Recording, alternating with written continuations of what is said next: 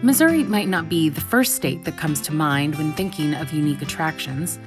There's no doubt that St. Louis takes a lot of pride in our city, but maybe we tend to overlook just how much our state has to offer. From foodies, adventure seekers, history buffs, and architectural explorers looking beyond the arch, there's something to do for everyone, and little time to experience it all, even for lifelong natives.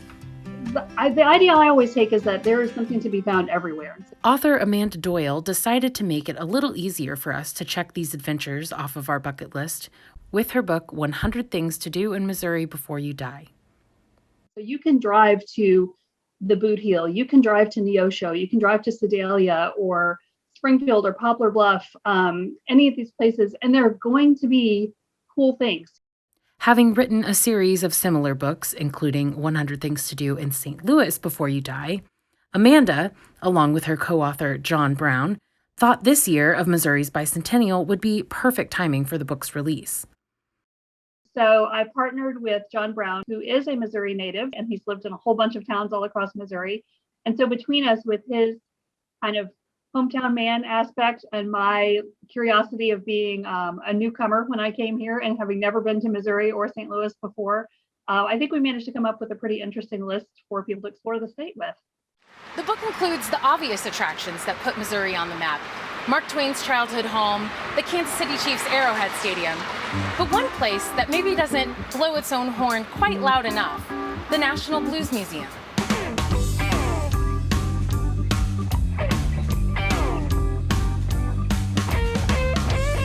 Opened in 2016, the National Blues Museum not only tells the story of historic contributions St. Louis and all of Missouri have made to the genre, but it also shows the deep roots of how the blues grew all the way from cotton fields to the modern music we hear today.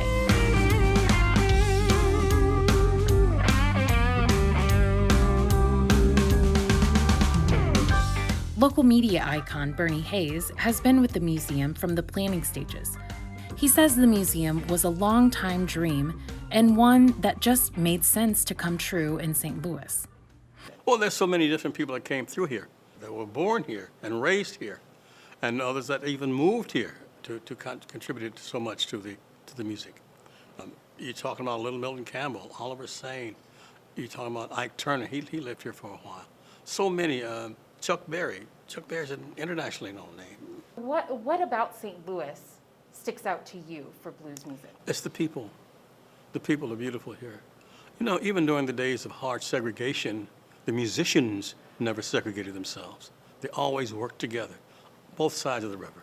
But the people in St. Louis are really gracious, you know, and they appreciate good music, which is good. I'm not saying that Memphis and Chicago and Detroit does not, but St. Louis has a special brand of people that love a special brand of music. While St. Louis may appreciate the musical impact our city has made, they may not be the obvious visitors of the museum. People from all over the world have come to see what the museum has to offer, and it includes more than just looking at the extensive collection of memorabilia.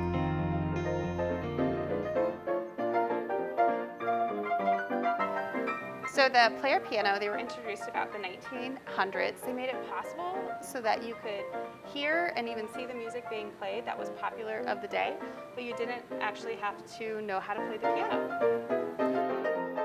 And if you're not able to see the player piano in action, you can still play this virtual keyboard along with several other interactive ways to learn about the blues. This station lets visitors take control of the music by mixing tracks, and then they'll email you the final version of your creation.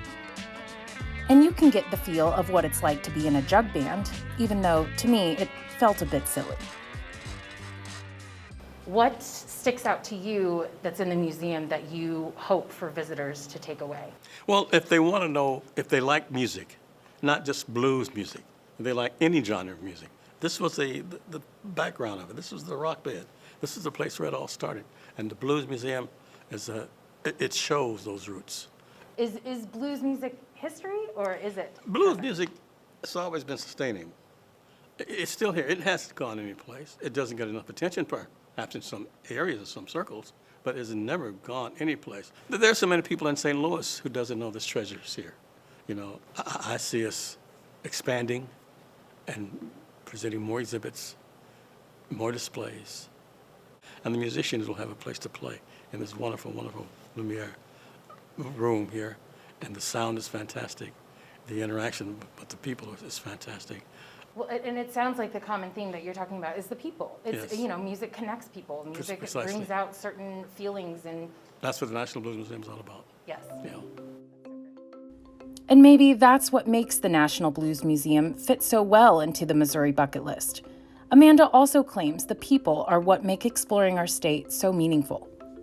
You know, we tried to fit as many places in the book as we could around the state, but there's always going to be some good restaurants. There's always going to be a quirky little historical society or something like that. So just not being afraid to get off the highway and go and really look around and ask people what makes this town special.